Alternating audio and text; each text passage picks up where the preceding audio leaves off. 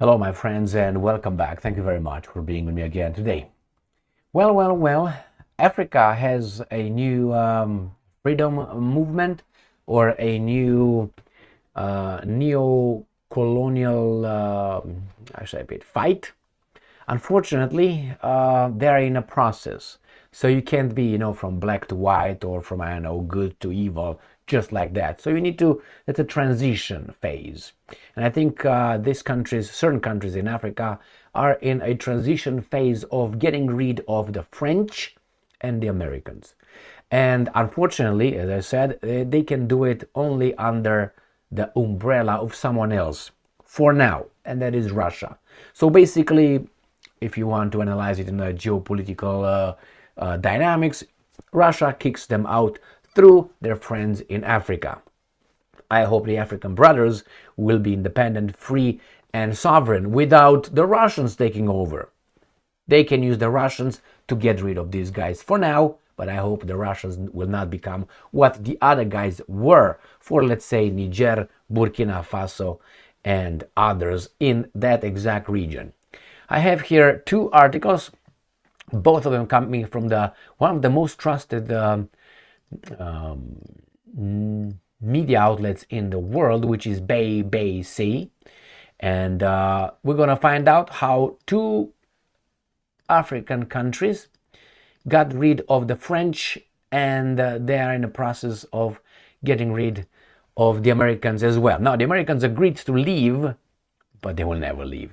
It's like that song, Eagles, Hotel California. You can check out whenever you want, but you can never leave. Yeah, you can. Yeah, I'm leaving here. Bye bye. But you can never really leave. The same here. The Americans will say, yeah, here we're gonna sign, but they're not gonna leave. But that's my assessment. Let's see how these countries take their country back. Unfortunately, through military juntas or leadership, but that's sometimes necessary in order to get rid of some garbage if you don't bring another garbage on. That's my point. Yeah, you can do this, get rid of these guys, and then somehow, very unlikely usually, history shows us, the military leadership will just say, okay, now we're going to give it back to the people. And we're going to have whatever the system they decide to have. If they want to have an emperor over there as the leader, they can have it. If they want to have a democratic system, they can have it. If they want to have tyranny, that's their thing, not mine or these guys. But hey, people stick their noses wherever they want. Why? They want to control. They want to take stuff. Now, let's look at the first article. BBC. Here you have Burkina Faso's pro-Russia junta expels French diplomats. Isn't this guy who doesn't shake hands with anybody but with one? You know who that is? Vladimir. Wasn't he the one who came to, where did he come? He came to St. Petersburg when it was that African Congress, something like this, and organized by the Russians in St. Petersburg, and he doesn't shake hands, but with Putin, he gladly did it. I think this is the lad. Let me see if I find a picture. But well, this is the one. I think so. Yep, that's the guy. That's the guy. Look for this guy. You can see it on video. He doesn't shake people's hands. But right here, love is in the air. To all of us to see. Right there. But I hope this is just a process for Burkina Faso to be independent, and then the Russians leave. That's what I hope. But you can say, well, you're naive. Well, they're living in so that's the guy right here. Let's go back to the article. Oh, by the way, an investigative business, I had I think a colleague, very good colleague, I liked her a lot. She was born in Burkina Faso. I think she's the one. I mean, she spoke French fluently. She didn't like certain things about. And anyway, I liked her a lot. Hardworking person, very organized, very disciplined, and well, What can I say? I liked her.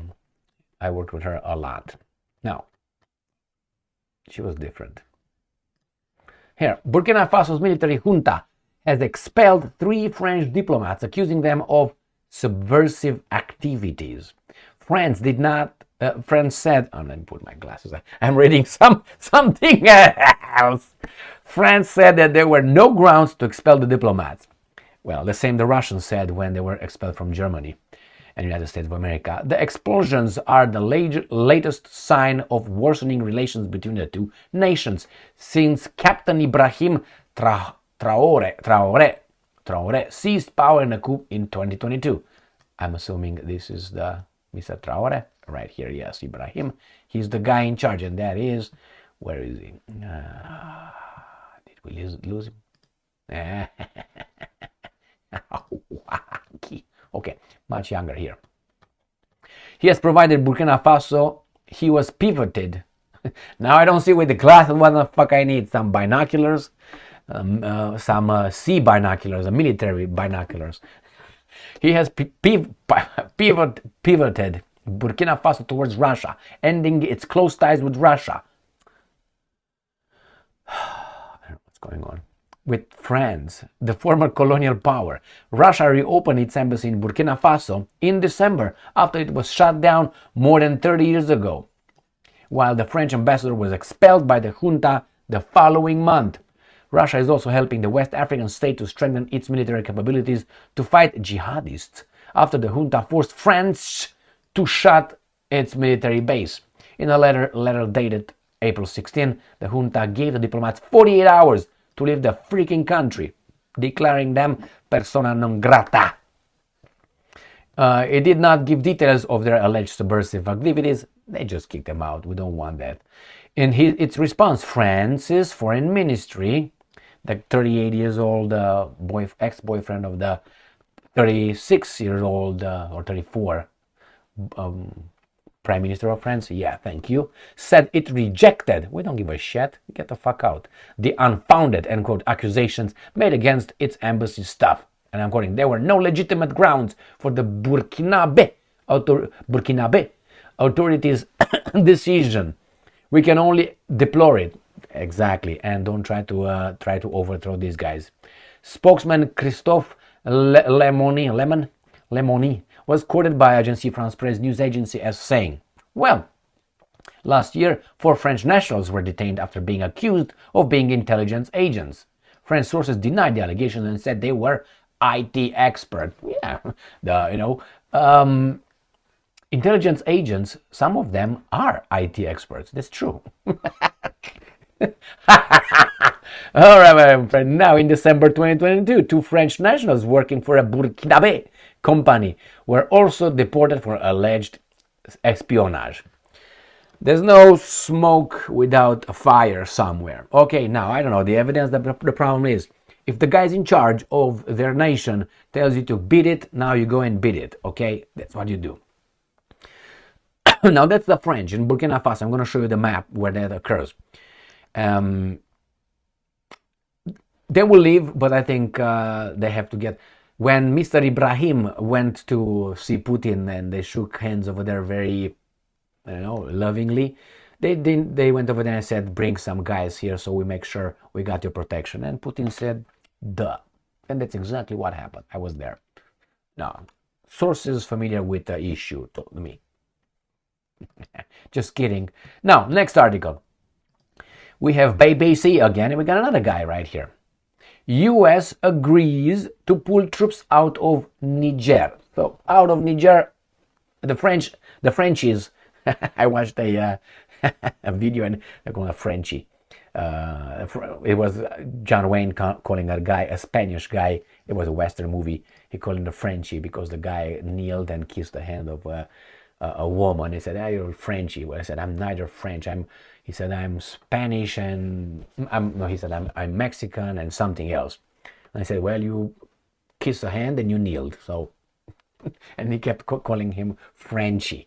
So yeah, the Frenchies are out of Niger. Now Niger ask US to pull out. Now again, the same thing will be valid as for Burkina Faso. We'll see. I'm quoting, let me put my binoculars. All US soldiers are set to leave Niger, ending their role in the fighting against Islamist insurgents. Oh, how nice. No, they were kicked out. They lost. That's a problem. Military leaders in the West African nation have sought closer ties with Russia since seizing power in a coup last year. On Friday, the US also announced that it had agreed to close down its drone base near Agadez in the Sahara Desert. Niger is Africa's Sahel region, which is considered a new global epicenter of the Islamic State group. And they attacked Russia, right? Okay. Yeah, they attacked. The US has relied on Niger as the... Okay, this is garbage. We don't care about that. The US's 100 million military base there was built just 6 years ago and has played a key role in the US and French's strategy to combat jihadists in West Africa. Niger also distanced itself from local democracies and sought stronger regional alliance with fellow junta-led nations Burkina Faso and Mali. Why? Because the other guy said, we're going to fuck you up. And this guy said, we're going to make a little alliance here and bye-bye. So here is Africa, here is France, the Frenchies, and the Americans are everywhere. That's because America has national interest everywhere, wherever they want. So this is the area. So we have Niger, we have also Mali, Burkina Faso here. And then we also have, I think it was Nigeria, that was Chad, and we have Algeria. And so we have this little portion that now is Russian in a certain way, as sphere of influence or support, however we want to call it. As I said, if this is a process by which the citizens of Burkina Faso or Niger or any country in the world are capable of getting rid of oppressors without inviting the new oppressors on, that's fantastic. I hope that's not going to turn into such a thing. Obviously, these guys said, well, we had enough of the peace and democracy and freedom. We want the Russian freedom, peace, and democracy.